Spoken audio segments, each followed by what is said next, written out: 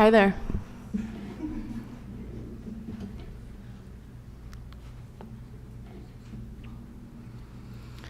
Pencil drawing. Drawing, art, pencil. What is love? Romantic love. Drug addiction rehabilitation. Moral virtues. Catholic virtues. Panini sandwich recipes. In 2012, multimedia artist Erica Scorti dictated this disjointed list in a performance video titled Life in Adwords. In the scene that features this audible statement, the artist is shown seated at the right third of the screen. Her hair is tousled and she sits at arm's length from her webcam.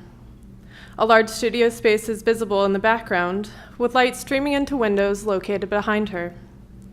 Each of Scorti's curt statements are spoken in monotone with a blank facial expression, leaving the words to hang inconclusively in her open and bright setting. The words Scorti repeats are in fact advertisements, also known as Adwords, generated in her Gmail interface. From March 2012 to January 2013, the artist emailed herself a daily diary entry and subsequently read to her webcam the list of keyword headlines of suggested ads that appeared in connection with the content of her emails. She first released the daily clips of this performance on social media and YouTube, and later exhibited the work in gallery spaces as an hour-long video with over 300 clips from the 10-month-long performance. The ads the artist reads throughout Life in Adwords range from helpful tips on her love life, how to discover the existence of God, how to get rid of her body hair for good, and recommendations for choosing the best nonstick kitchen cookware. Her audience is provided with glimpses of her everyday life from the perspective of her webcam. We are privy to settings such as beach houses, her bedroom, airport lounges, and multiple artist studio spaces. Scorti also displays a variety of physical styles, from a bedhead look to well-coiffed. Is God good? Funny birthday. Overcoming fear. Fear of anxiety. Dance clothes. Party shoes. Chatting. Bad boys. Attract good men. Funny pigs. Handle a drink. Handle a cures. The ads that Scorti reads might have looked something like this in her email interface, once algorithmic calculations patented by Google had selected keywords from her diary entries and connected them with products, companies, and ideas packaged as consumer goods. Many companies such as Facebook and Apple utilize algorithms to better market products and information so that users might feel that their lifestyle and personal interests are represented online. Algorithms are used to track users online and present recommendations in search results and advertisements that correspond to a single user's activity. To facilitate such targeted marketing, online behavior is mined, usually without a company's disclosing the extent to which individual actions are documented. Users see a world of products that allegedly interest them, but they are typically unaware of the extent to which they are tracked online to create this personalized environment. Life in Adwords displays a user who subjects herself to the codes and categories of identity predefined for her by the tech companies and software designers who create algorithms. Although not an explicit concern of the artist herself, the technology that Scorti highlights correlates to the principles of legal and governmental archives that similarly taxonomize the individual and culture. The documentation located in archives is dependent upon political interests, belief systems, and monetary profits that lie outside of the culture in which it references, and thus problematizes the autonomy of cultural structure. My presentation today will discuss the social effects of archival methodologies and explore the process through which such constructions can be subverted to resist the categorizations enforced by algorithms and archives. The coding examined in Life in Adwords reveal a prevalence of words that communicate assumptions regarding the artist's gender, sexual orientation, religious affiliations, and mental state. Scourti dictates Adwords that read, "always feeling alone," and depression anxiety a number of times throughout the video. The frequency of mental health-related advertisements in her Gmail interface illuminates how Google coders view this topic as a successful marketing opportunity that appeals to the majority of its user base. It begs the question whose interests and preferences are prioritized when deciding what one sees online.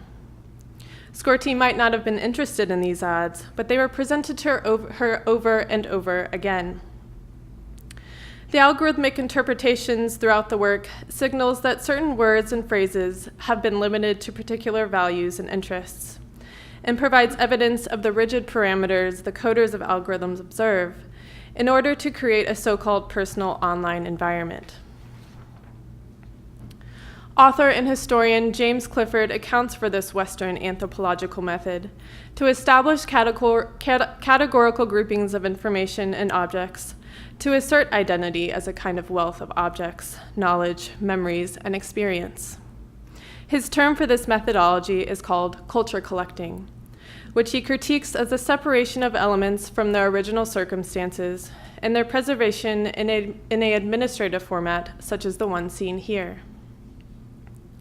The social effects of culture collecting can be located in Paris in 1893, when the photographic records of criminals imprisoned in Paris were rapidly accumulating without a proper storage space or a system to retrieve individual files. To mitigate this problem, police official Alphonse Bertillon developed the archival cabinet to organize the records and additionally conducted phrenological readings and bodily measurements of the criminals in custody to further distinguish one record from another. Each criminal's skull, arm span, the shape of their ears, gender, and race were documented and plotted against the data of other criminals. The amount of data that Bertillon accumulated defined specific bodily traits of those branded as social deviants. Author Alan Sekula argues that the social divide enforced by this archive established an ideal class and appearance. As with the algorithms highlighted in Life in Adwords, the archive favored certain aspects of identity. The control that the archive and the Adwords enact are seen through swift assumptions of the individual that have an effect on how they are viewed in culture and unto themselves. For the Bertillon archive, such assumptions are associated with physiology, and for Life in Adwords, they are rendered by algorithmic calculations. The historical distance between the Bertillon archive and the performance of Life in Adwords shows a perpetual reduction of individuals to a set of standards. The product of culture collecting allowed the Bertillon archive to structure social class, and for Google, culture collecting demarcates what products and ideas are marketable within a cultural lexicon. The cultural representations available to Scourti, in theory, extend her capacity to understand a mental illness, her sexual orientation, or what kitchen cookware she should buy. Life in Adwords presents evidence of culture collecting practiced in the digital age, but Scourti actively defies this method of institutional power that controls individual behavior. She does this by presenting an overt dissonance between her everyday life seen through the webcam versus the syntactically awkward machinic language. It is a juxtaposition that undermines any notion that what she states in this performance is an expression of authenticity. Over the course of this performance, smaller, more localized gestures are noticed, such as the growth of her hair, or the shifts in light through her window as she films across seasons, or how often she wears a certain sweater. The Adwords may be plotting her supposed interests and values, but the artist reasserts her own methods of categorization through moments that operate outside of normative and prescribed taxonomies presented in Gmail. It is a development within the work that accounts for aspects of her identity that fall outside the superficial categories embedded within familiar online interfaces. The intimate gestures that are revealed to Scourti's audience resist an easy reduction to standardized values and products. They are not singled out nor imposed upon the user. To notice the growth of Scourti's hair or a favored sweater signals a striking gap between what the artist herself chooses as representational aspects of the self versus an algorithmic calculation that makes such distinctions for her. For the artist, technology is leveraged to reveal both her identity and her online environment as a technological human collaborative. It is an act that reasserts control over the self as it is produced and systematized by algorithms. Scours is indeed reliant upon the Adwords to uphold their part of the dialogue, but this condition of her performance also provides her with an autonomy to notice and engage with personalization in technology. In doing so, she interrupts the progress of yet another iteration of ideological sorting associated with archival methodologies. The progression from archives to algorithms that I have outlined here reveals how systems of categorization are employed to write our history for us, and thus our customs, knowledge, and values.